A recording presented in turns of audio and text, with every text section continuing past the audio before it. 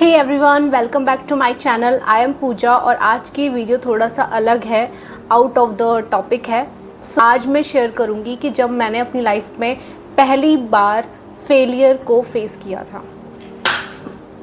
My Sweety पटीटी छोटी potato. वो first time ऐसा था जब मैंने अपनी लाइफ में फेलियर को फेस किया था। So without wasting any time let's start with the video.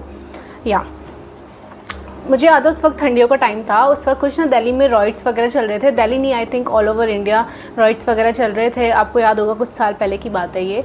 तो हमारे जो पेपर थे उस टाइम मैं CS एग्जीक्यूटिव पे थी। तो CS executive is the second stage of CS company secretary course and at that point of time riots वगैरह चल रहे थे। तो हमारे एग्ज़ाम्स जो थे वो बार बार पोस्टपोन हुए जा रहे थे।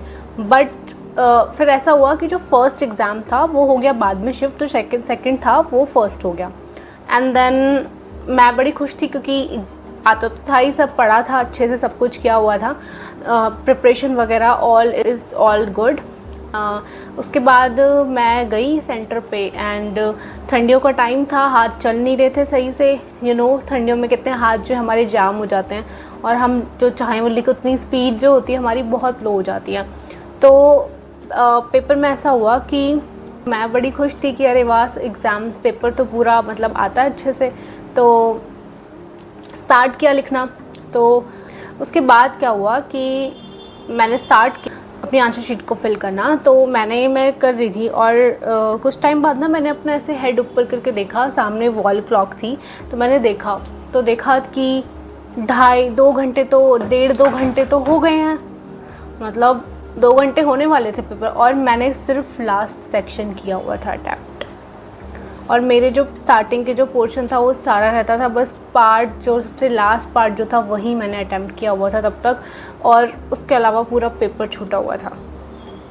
तो I was shocked eight that point of time and I am shivering. और मुझे समझ नहीं आ रहा कि मैं क्या करूँ, मैं कैसे लिखूँ। मैंने देखा पेपर तो मुझे क्वेश्चंस आते थे, इवन मुझे जहाँ पे वो आंसर लिखे थे मेरे रजिस्टर पे, मुझे उस रजिस्टर का पेज तक याद था, उसके फ्लैशबैक्स मेरे सामने आ रहे थे। But I was not able to write it down because ठंडियों का टाइम था और हाथ बहुत जाम थे। पर मैंने फिर भी जैसे तैसे करके लिखा। बड़ा नर्वस तो मैं हो ही गई थी क्योंकि एग्ज़ाम्स पूरा छूट गया था, नहीं हो पाता कवर सारे क्वेश्चंस। तो मतलब ये लगा लो कि आता हुआ भी जो है वो छूटना, उसको क्या कहते हैं ना, वो मैंने उस दिन सोचा था। और मैं बताऊंगी मैंने इन सब चीज़ों से क्या सीखा और फिर इसके आगे क्या हुआ। तो उसके बाद एग्ज़ाम ओवर हुआ जैसा था, एंड उसके बाद जो है वो पेपर मेरा छूट गया था। मैं बाहर आई। I was so depressed at that point of time क्योंकि मैंने पढ़ा था, सब कुछ सही था, लेकिन वो टाइमिंग मैं मैनेज नहीं कर पाई ना, वो जो टाइम मैनेजमेंट की कमी की वजह से जो पेपर छूटा ना, वो मुझे बहुत बुरा लग रहा था। बट मुझे ऐसा लगा कि यार पेपर तो ठीक था, थोड़ा मतलब इतना भी टफ नहीं था, ठीक था, लेंदी था बेसिकली। तो मैं मेट्रो में थी, मुझे याद है मेरी आंखों में आंसू थे उस वक्त, और मैं ये सोच रही थी कि मतलब मैं इतनी ज़्यादा स्ट्रेस्ड आउट हो गई थी उस वक्त कि मैंने अपना फ़ोन निकाला एंड आई स्टार्टेड सर्चिंग कि क्या और ऑप्शंस हैं जो मैं कर सकती हूँ अपनी लाइफ में।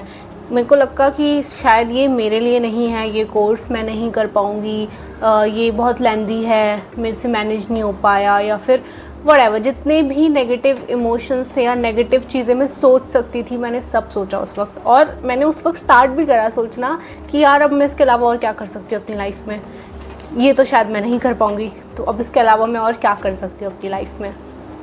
ठीक है, बाकी फिर मैंने घर जाके थोड़ा खुद को समझाया कि कोई बात नहीं, क्या पता मिरेकल हो जाए, है ना, क्या पता नंबर अच्छे आ जाएँ। तो बहुत वो थी कि अंदर से कि क्या पता 40 मार्क्स चाहिए होते हैं आउट ऑफ 100, एग्रीगेट दूसरे सब्जेक्ट से बन जाता। तो सोचा कि शायद कुछ मिरेकल हो जाए, क्यों ना बाकी पेपर क्यों ख़राब किए जाएं, उनसे क्या पता इसमें मैं क्लियर हो जाऊं और बाकी से एग्रीगेट खिंच जाए। तो मैंने बाकी एग्ज़ाम्स पढ़ा, मैंने सारे दिए पेपर वगैरह। अब बारी थी रिज़ल्ट डे की। मैं बहुत ज़्यादा परेशान थी क्योंकि मन में तो एक होप थी ना कि शायद एक मिरेकल हो जाएगा और मे बी मैं पास हो जाऊँ, चाहे 1 नंबर से हो जाऊँ या कैसे हो जाऊँ, क्योंकि बाकी पेपर सब अच्छे गए थे, बस वही एक पेपर था जो मैंने फुली अटेम्प्ट नहीं किया था। ठीक है, एग्ज़ाम डे था। मैंने आज तक अपना जो रिज़ल्ट है वो कभी नहीं देखा। वो या तो मैंने अपने फ्रेंड्स से बोला कि आप देखो और जब बताना जो भी हो। ठीक है, तो मेरी फ्रेंड है, उन्होंने देखा और and the result is fail. और वो देख के जो मेरा हार्ट ब्रेक हुआ है ना, क्योंकि आई एम एवरेज स्टूडेंट थी, बट होता है ना एवरेज भी, बच्चे एवरेज होते हैं, वो कभी फेल ही नहीं हुए होते हैं। फेल ना पास, ना ज़्यादा बहुत टॉप में और ना बहुत ज़्यादा लो में। तो जब मैंने फर्स्ट टाइम अपनी लाइफ में फ़ेल देखा ना, और मुझे यकीन नहीं हुआ कि मैं फ़ेल हो गई। अब मुझे धक्का लगा कि मैं फ़ेल कैसे हो सकती हूँ। और आप सोचोगे तो सिर्फ मेरे सारे सब्जेक्ट्स में अच्छे नंबर थे, बस वो वाला जो सब्जेक्ट था उसमें मेरे पासिंग मार्क्स भी नहीं आ पाए। अगर पासिंग मार्क्स आ जाते तो शायद मैं पास हो जाती, बट रह गया वो मॉड्यूल रह गया बेसिकली। 3 दिन तक मैं बहुत रोई कि यार ये क्या हो गया, क्यों, और ये वो। फिर मैंने फाइंड आउट करें अपनी सारी प्रॉब्लम्स जो थी, जो मैंने नहीं किया था। सबसे बड़ी बात, मैं previous year question paper solve करके नहीं गई थी। मैंने खुद को उस प्रेशर में डाला ही नहीं था। वो जो 3 घंटे होते हैं, मैंने उस प्रेशर में खुद को डाला ही नहीं। मैंने टाइम मैनेजमेंट सीखा ही नहीं। बट उसके बाद मैंने उस गलती को रिपीट नहीं किया। जितने भी उसके बाद पेपर हुए ना, मैंने प्रॉपर उसमें टाइम लिमिट, इनफैक्ट मैंने मिनट्स तक दे रखे थे कि इस क्वेश्चन को इतने मिनट में दूंगी, या जितने नंबर का उस हिसाब से मैंने सारे पार्ट्स को बाइफरकेट किया हुआ था, कितने कितने मिनट्स जो हैं सबको देने हैं। बट उस पेपर के बाद ना, उस अटैम्प्ट के बाद कभी भी ऐसा नहीं हुआ कि टाइम की वजह से मेरे को कोई प्रॉब्लम आई हो। मैंने उससे इतनी बड़ी सीख ली। और दूसरी बात, वॉच तो मैं वॉच भी नहीं लेके गई थी। आई डोंट नो मैं कैसे चली गई थी। बस मैंने सोचा कि मैंने पढ़ लिया, मैंने रिवाइज़ कर लिया और मेरा सब कुछ हो गया है, तो अब मैं पास हो जाऊँगी। बट नहीं, उसके अलावा भी देयर आर अदर फैक्टर्स जिस पे आपको वर्क करना होता है, जैसे कि time management, proper planning, proper strategies. So ये और भी चीज़ें हैं। बाकी मैं सेपरेट वीडियो एक और बनाऊंगी उसके ऊपर कि क्या क्या स्ट्रेटजीज़ हैं जो हमें फॉलो करनी चाहिए, या क्या क्या चीज़ें ऐसी हैं जिन्हें हमें ध्यान रखना चाहिए एग्ज़ाम हॉल पे और एग्ज़ाम देने से पहले। तो फेल हो गई। उसके बाद 3 दिन मैं रोई, बट फिर उसके बाद मैंने without any coaching, just YouTube से अपनी क्लासेस देख के मैंने CS एग्जीक्यूटिव क्लियर किया। सो ये बहुत उसके बाद कोविड भी आ गया था, तो बहुत दिक्कतें चल रही थी, बहुत नेगेटिव एनवायरनमेंट चल रहा था आसपास में। But I cleared without any coaching classes. That's why मैं हमेशा यही कहती हूँ कि नोट्स होना ज़रूरी नहीं है, बहुत टॉप नॉच क्लासेस होना भी ज़रूरी नहीं है।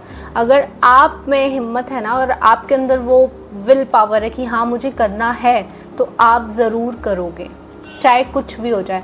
मेरे पास नोट्स नहीं थे, कोई स्पून फीडिंग, या मैं सही बताऊँ तो मैं किसी और के नोट्स पे बिलीव ही नहीं करती थी। उस वक्त मेरे को अपना सिर्फ मॉड्यूल से मतलब होता था, प्लस मैं खुद के नोट्स खुद बनाती थी। क्योंकि जब आप खुद बनाते हो ना नोट्स, शॉर्ट नोट्स, या देयर आर ट्रिक्स कि कैसे कैसे करके नोट्स बनाने हैं, तो वो आप सीखते हो, प्लस खुद से रिवाइज़ भी करते हो। देखा जाए तो वो एक रिविजन का एक पार्ट भी हो गया ना, कि आपने पढ़ा है और अब माइंड में वो चीज़ बहुत अच्छे से फीड हो गई है, अब वो आप भूल नहीं सकते हो। तो खुद के नोट्स तो मैं यही कहूँगी कि प्रॉपर टाइम लेके अपने नोट्स खुद बनाने चाहिए। और module is the best thing जिससे आप नोट्स बना सकते हैं। मैं किसी और बुक पे रिलाई ही नहीं करती थी, सही बताऊँ तो। So this is my story. और आज I am a qualified company secretary working in a very good listed entity. So thank you so much from my side, and if you like this video, subscribe to my channel, support me and keep growing, keep glowing. Thank you so much. और एक चीज़ और तो रही गई बोलना कि जहाँ मैं फर्स्ट अटैम्प्ट के बाद ये सोच रही थी कि यार अब मैं ये कोर्स छोड़ देती हूँ, let's give up, I am not, मैं इस कोर्स के लिए नहीं बनी, this is not my cup of T and all and other things. But now आप देख ही सकते हैं, मैंने अपना कोर्स कंप्लीट किया, मैंने अपना ड्रीम पूरा किया, अपने नाम के आगे CS लगाना। तो यही पहले हम कॉपी के पीछे याद है, आप भी करते होंगे ऐसा, हम लिखते हैं अपने रजिस्टर के पीछे CS लगा के। तो ये जो प्रीफिक्स है ना, मैंने इसे अर्न किया है और मैं इसके लिए बहुत प्राउड फील करती हूँ अपनी लाइफ में, और मैं अपनी फ्यूचर को भी बहुत अच्छा देखती हूँ इस कोर्स के माध्यम से इन शुद्ध Hindi. So all the best for your studies, all the best आपके फ्यूचर के लिए भी, आपके करियर के लिए भी। हम बाकी चीज़ें हम डिस्कस करेंगे नेक्स्ट वीडियो में।